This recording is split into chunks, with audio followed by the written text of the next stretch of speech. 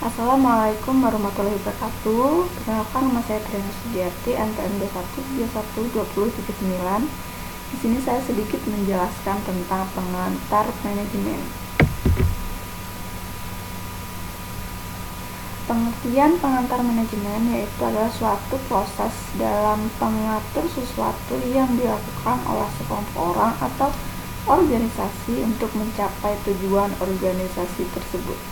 Proses dalam mencapai tujuan organisasi bisa dilakukan dengan memanfaatkan sumber daya yang ada dan mau saling kerjasama.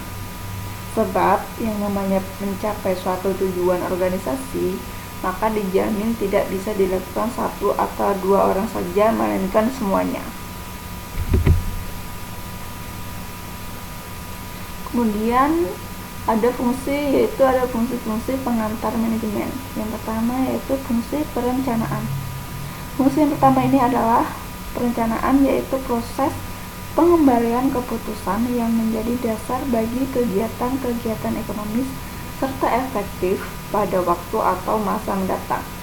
Sehingga strategi dalam mengatur agar organisasi mencapai tujuan perlu ditetapkan di masa awal.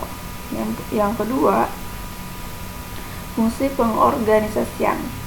Yang kedua ini yaitu organisasi dalam menciptakan hubungan-hubungan antara fungsi personalisasi kepada faktor fisik agar aktivitas atau suatu kegiatan dapat dilaksanakan, disatukan, dan juga diarahkan untuk mencapai tujuan bersama.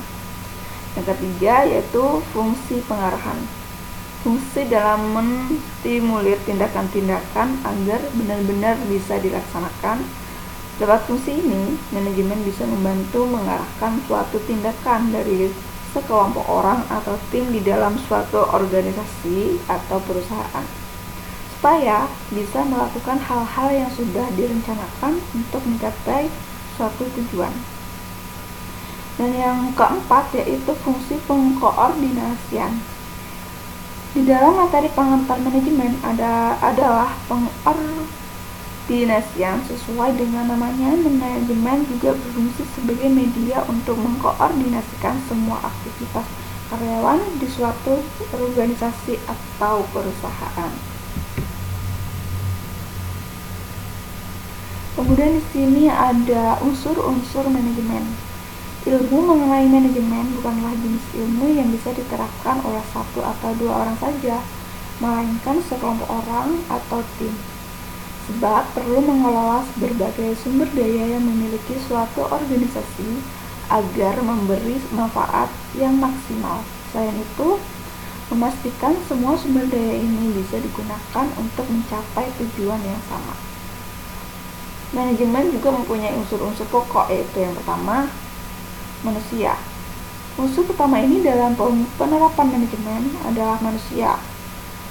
Manusia menjadi unsur pokok dan yang paling berpengaruh dalam penerapan ilmu manajemen, sebab pada hakikatnya manusialah yang bisa menetapkan tujuan target dan kemudian berusaha untuk mencapainya.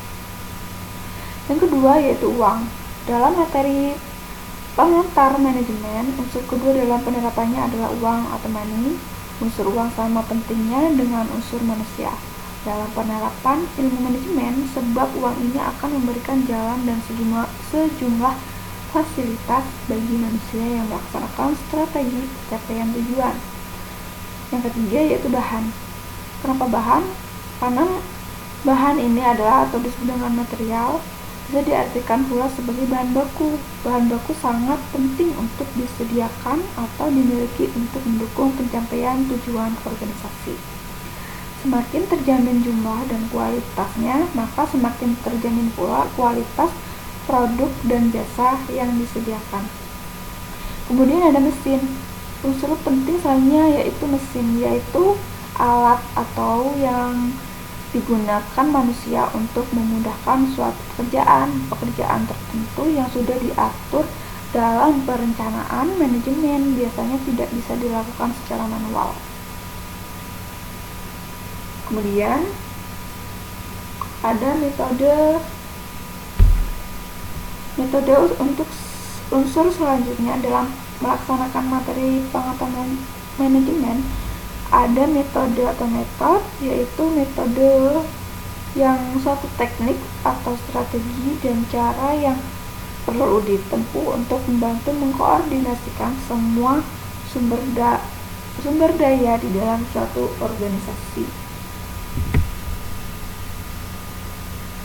Kemudian ada bidang pengantar manajemen. Manajemen selain memiliki banyak unsur, juga memiliki sejumlah bidang. Artinya ilmu dan seni manajemen bisa diterapkan di bidang-bidang, tidak hanya satu atau dua saja. Bidang-bidang tersebut yaitu yang pertama yaitu manajemen produksi, yang kedua yaitu manajemen pemasaran, yang ketiga manajemen strategi, keempat manajemen sumber daya manusia, yang kelima manajemen teknologi informasi, dan yang keenam yaitu manajemen keuangan. Dan di sini ada konsep dasar pengantar manajemen. Di masa yang akan datang, penerapan materi pengantar manajemen memiliki konsep dasar yang semakin luas. Seperti yang pertama yaitu yang bertujuan untuk meningkatkan produktivitas, sebab dengan menerapkan ilmu manajemen dengan baik dan dipatuhi pengaturannya oleh tim di dalam organisasi, maka masing-masing anggota tim ini akan bisa lebih produktif dan mampu memberikan sumbangsi besar kepada masa depan organisasi tempatnya bernaung. Kemudian didasarkan pada aspek kuantitatif dan perilaku manusia. Artinya di masa mendatang penerapan ilmu manajemen akan sangat dipengaruhi oleh aspek kuantitatif. Aspek kuantitatif ini berhubungan dengan dampak suatu kejadian atau aktivitas yang kemudian diukur dengan mata uang, misalnya rupiah. Dan yang ketiga, menghadapi berbagai isu, misalnya isu inflasi dan kelangkaan sumber daya manusia, hubungan karyawan dengan manajemen, dan isu lainnya. Isu ini sekaligus menjadi tantangan bagi tim manajemen suatu perusahaan untuk bisa diatasi dengan bijak, sehingga tujuan perusahaan bisa tetap dicapai. Dan yang keempat, yaitu diprediksi akan menghadapi masalah dari sektor industri, sehingga suatu organisasi atau perusahaan memerlukan sistem yang mendukung untuk mendapatkan informasi sebanyak mungkin, sehingga bisa mengetahui tantangan tersebut sejak awal dan menyusun strategi yang tepat untuk menghadapinya. Oke, mungkin materi itu saja yang dapat saya sampaikan. Saya akhiri. Wassalamualaikum warahmatullahi wabarakatuh.